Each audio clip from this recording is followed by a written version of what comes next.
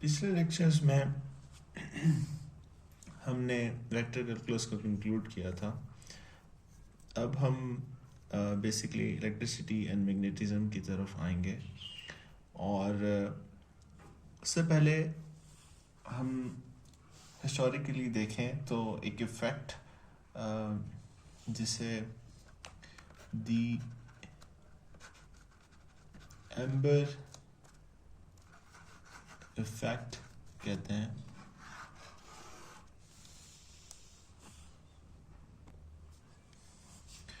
वो I think Greeks ancient Greeks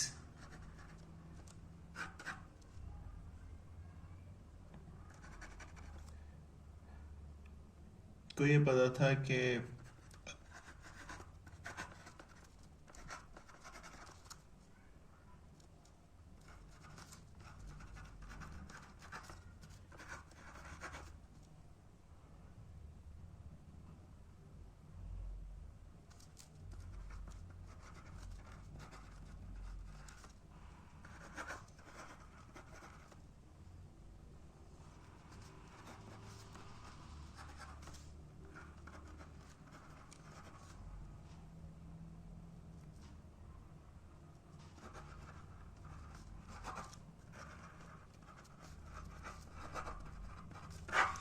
तो अगर हम एक एम्बर रॉड को किसी एंशियंट ग्रीक्स को ये पता था कि अगर आप एम्बर रॉड को किसी पीस ऑफ क्लोथ्स के साथ रब करें तो ये कुछ पत्तों को या डस्ट पार्टिकल्स को या डस्ट को अट्रैक्ट करता है। तो इस इफ़ेक्ट को हिस्टोरिकली एम्बर इफ़ेक्ट के नाम से जाना जाता है।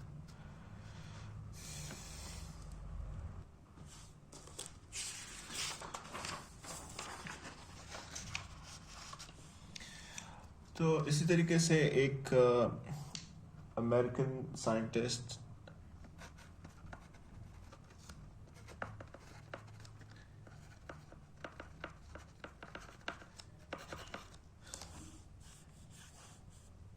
बेंजामिन फ्रैंकलिन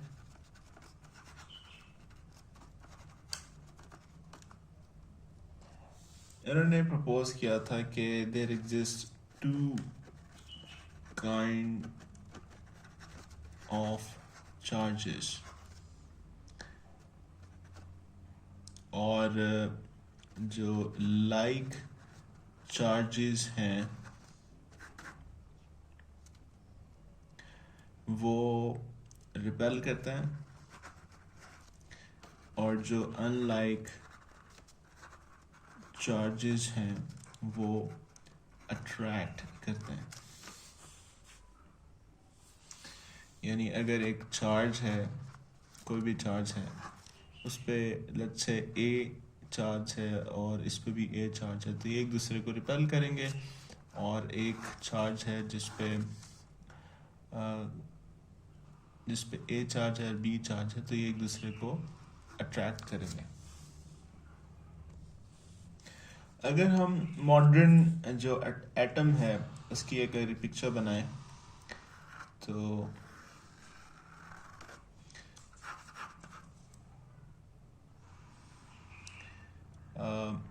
कि this is a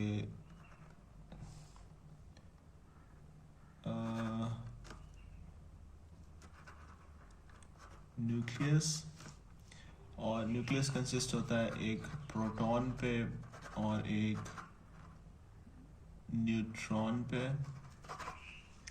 और इसके इर्द गिर्द बेसिकली इलेक्ट्रॉन्स जो है रिवॉल्व कर रहे होते हैं।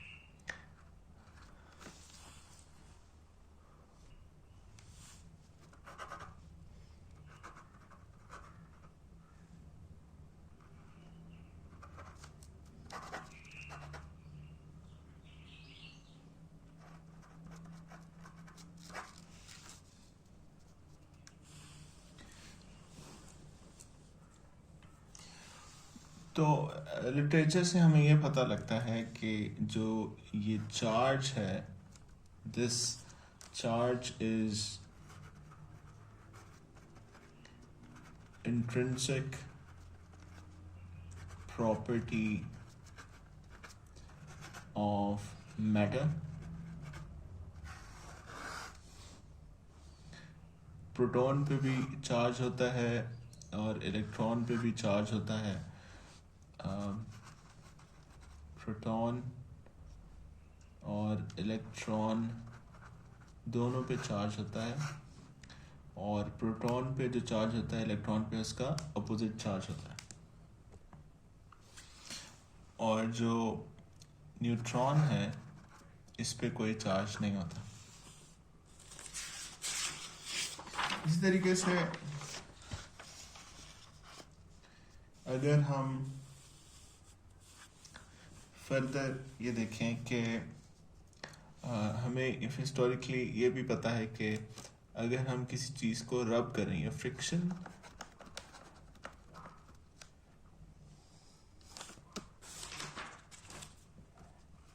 Can cause electric charge.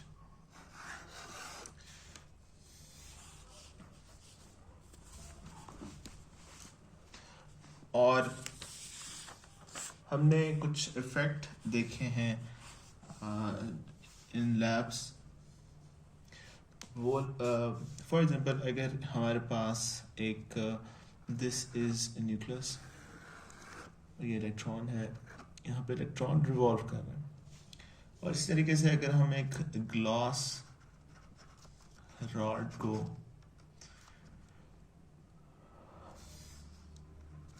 Silk से रब करें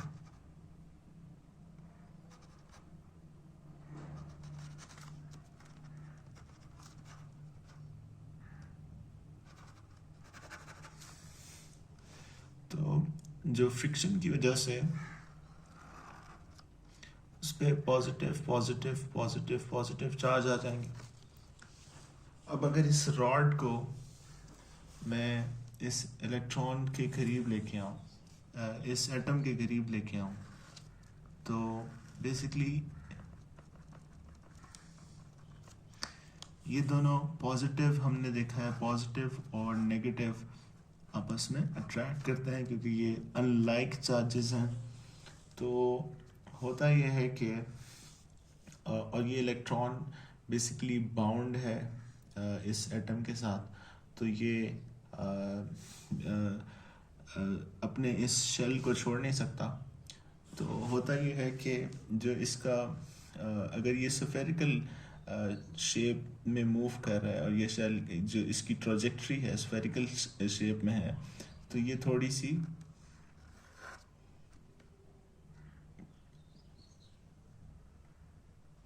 टेढ़ी सी हो जाती है, यानी वो ज़्यादा देर इन इस फोर्सेस ऑफ अट्रैक्शन में गुजारता है और कम देर यहाँ पे गुजारता है।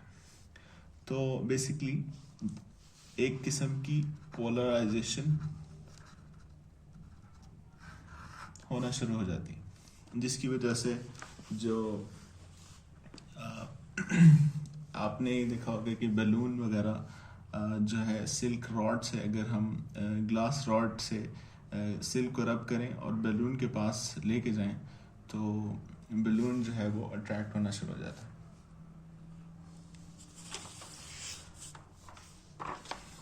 अब इसी फोर्सेस ऑफ इस फोर्स की जो क्वांटिटेटिव एनालिसिस या एक लॉ दिया था एक साइंटिस्ट ने जिनका नाम था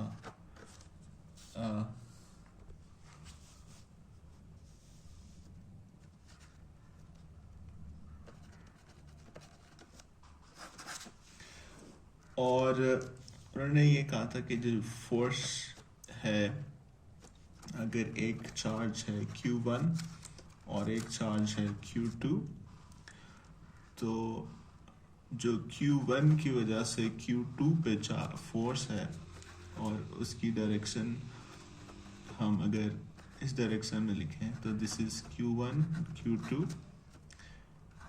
और उनके दरमियान जो सेपरेशन है उसको मैं अगर R1 कह रहा हूँ, उसका स्क्वायर और सम कांस्टेंट K।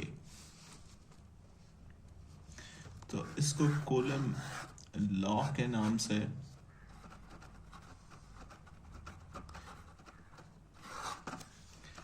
भी जाना जाता है। और ये फोर्स बेसिकली Q1 जो अप्लाई कर रहा है Q2 पे, कि उस फोर्स की क्वांटिटेटिव एक फॉर्मूला है। अगर हम इसको फर्दर देखें तो इस K की वैल्यू बेसिकली 1/4 पाई Q1 Q2 R1 स्क्वायर, और जो एप्सिलॉन नॉट है दिस इज कॉल्ड परमिटिविटी।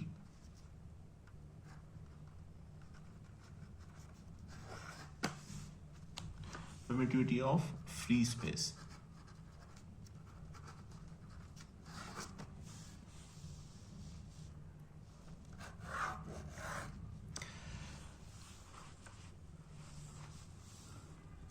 अब अगर ये चार्जेस Q1 और Q2 लाइक चार्जेस हैं, यानी अगर ये नेगेटिव है या ये पॉजिटिव है, तो ये जो डायरेक्शन है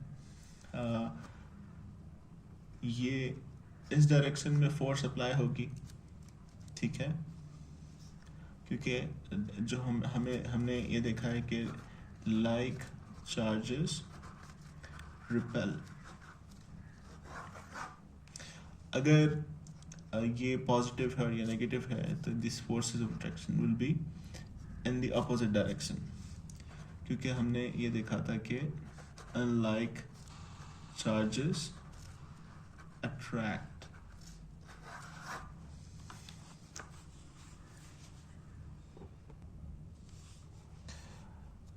जो हमने इलेक्ट्रिक चार्ज जो देखा है, electric charge let's say Q1 basically, ये हमने देखा था कि this is intrinsic property of matter.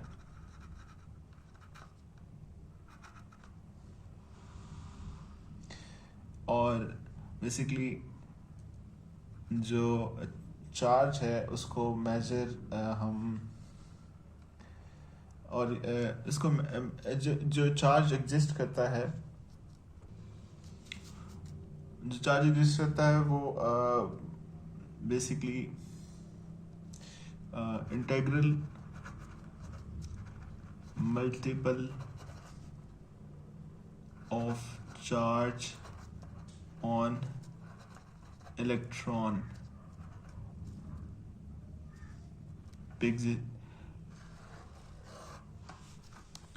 Basically जो भी चार्ज एग्जिस्ट करता है तो वो पॉजिटिव हो या नेगेटिव हो, वो पॉजिटिव या negative integral multiple of charge on electron के हिसाब से हम उसको मेजर करते हैं। फॉर एग्जाम्पल अगर एक जो चार्ज है इलेक्ट्रॉन का, वो चार्ज है 1.60 क्रॉस 10⁻⁻19 कूलम, तो इससे रिलेटिवली हम जो चार्ज है वो इंडिकेट करते हैं या हम लिखते हैं। इसी तरीके से जो इलेक्ट्रिक चार्जेस हैं,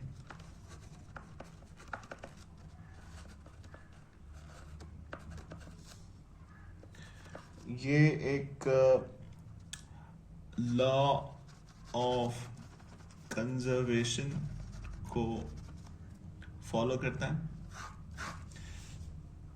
ठीक है, जो कि एक फंडामेंटल प्रॉपर्टी है या फंडामेंटल लॉ है, और उसको हम इस तरीके से लिख सकते हैं कि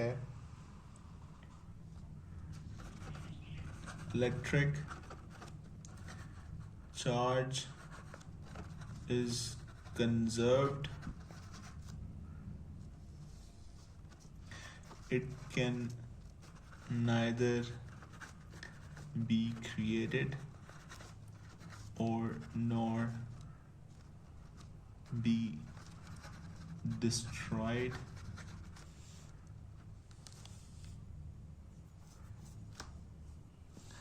और ये लॉ जो है, जो लॉ ऑफ कंजर्वेशन है, it should be satisfied all the time. अगर कोई हम ऐसा सॉल्यूशन बनाए जिसमें ये लॉ ऑफ कंजर्वेशन वायलेट हो रहा हो, तो वो सॉल्यूशन हमारा सही नहीं होगा। यानी any solution which does not satisfy law of conservation is a wrong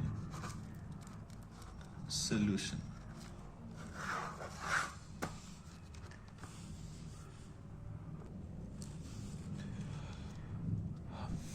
अच्छा, बेसिकली इस लॉ का मकसद ये है कि जो जितने भी इलेक्ट्रिक चार्जेस हैं, फॉर एग्जांपल अगर हमारे पास एक क्लोज सिस्टम है, ठीक है, और इसके अंदर कोई कुछ चार्जेस हैं, let's say these are the charges.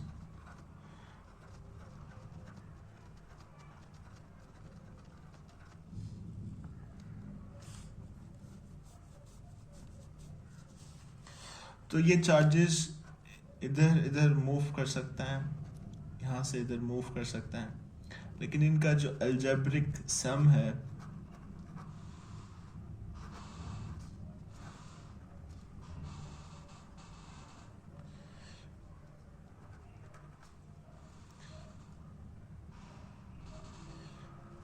of the positive and negative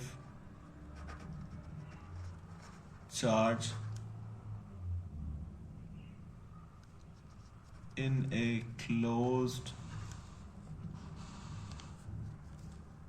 system remains unchanged। और ये अनचेंज कब रहेगा?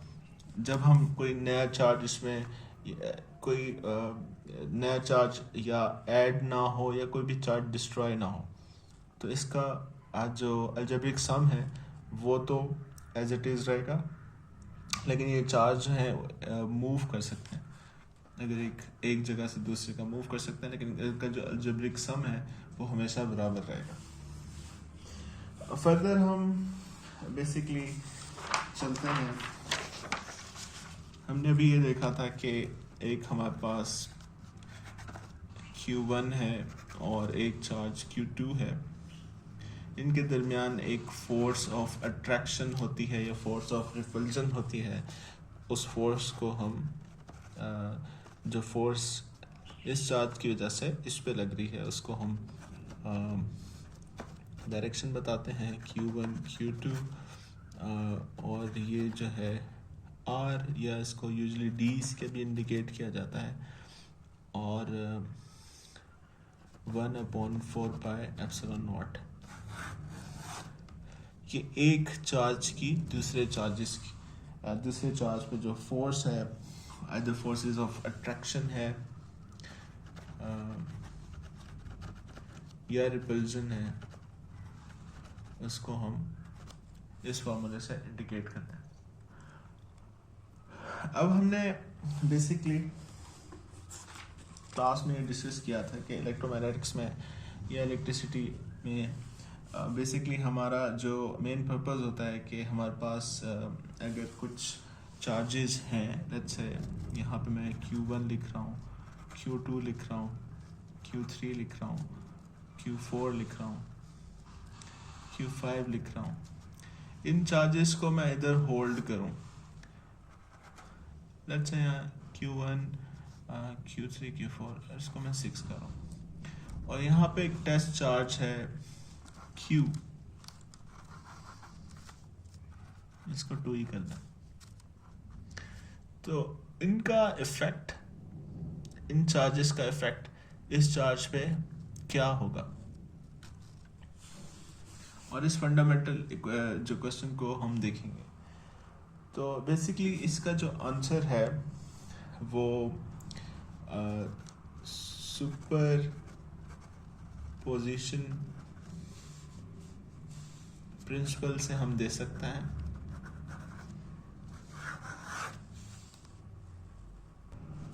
जो कि कहता है कि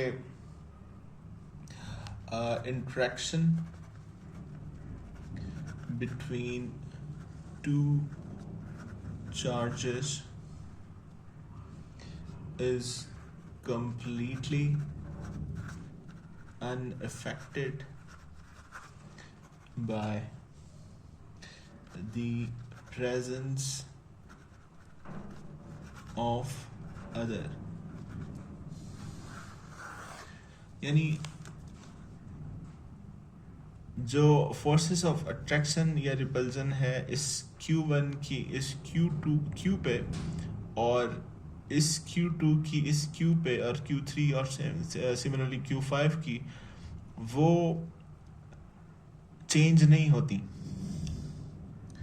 तो इसका मतलब है जो नेट फोर्स है उसको अगर हम देखें तो हम इस तरीके से देख सकते हैं कि अगर इस फोर्स को मैं F1 कहूँ, इस फोर्स को मैं F2 कहूँ, इस फोर्स को मैं F3 कहूँ और इस फोर्स को मैं F5 कहूँ और इस फोर्स को मैं F6 कहूँ, तो जो फोर्स है Q पे उसको मैं F1 plus F2 plus F3 plus F5 plus F6 के नाम से लिख सकता हूँ।